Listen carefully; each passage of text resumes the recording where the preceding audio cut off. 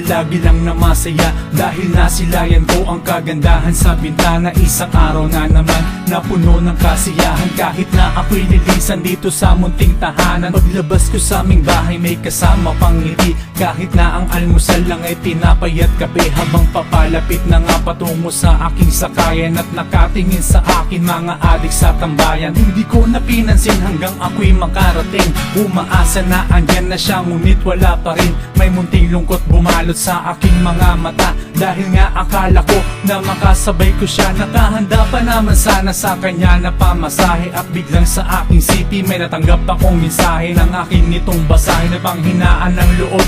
Di ka sa'kin sasabay kesyo ikaw pa ay pagod. Napakasimpleng dahilan ngunit aking naunawaan. Sino ba naman ako na mag-astang galit-galitan? Di ba't kaibigan lang naman ang tingin mo sa akin? Ngunit masigit pa ron ang nais ko na marating. Ang isang araw ay natapos na walang inspirasyon. Hindi na ko nakakakain, maghapon na kong gutom at hindi na mapakali. Parang gustong kamustahin, daanan ka sa inyong bahay at ikay sorpresahin. Medyo kinukutuban papalapit sa may pintuan. Tutuloy pa ba ako o di kaya'y uwi na lamang? Ngunit pagtalikod ko bigla na lang na nagbukas, na sa likod mo ang lalaking kasama mo sa paglabas. Namula aking pisngi at binalutan ng hiya. Gusto kong mapasigaw ng malakas, walang hiya. Siya pala ang dahilan kaya't pagod ka na palagi. Meron ka palang libangan pagkasapit ng gabi. Nais ko sanang magtapat kung di ganun ang kalagayan, upang sabihin ko sa'yo ang tunay ko nakatayuan bilang kaibigan mo na lagi mong sasandalan.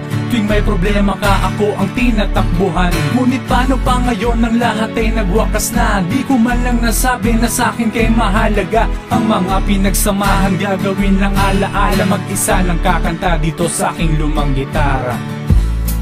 Hindi na aasahan na tayo'y magsama, dahil wala naman akong magagawa. Tanging aking sarili ang makakasama.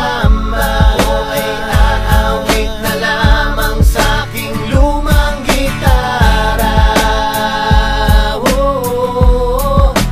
Lumang gitara.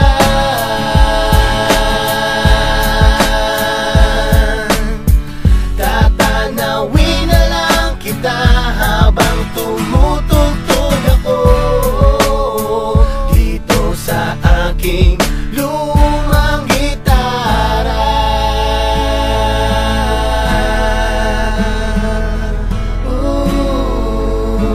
Dito sa aking lumang gitara.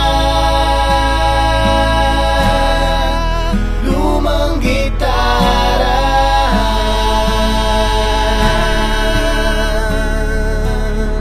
Ako ay aawit na lamang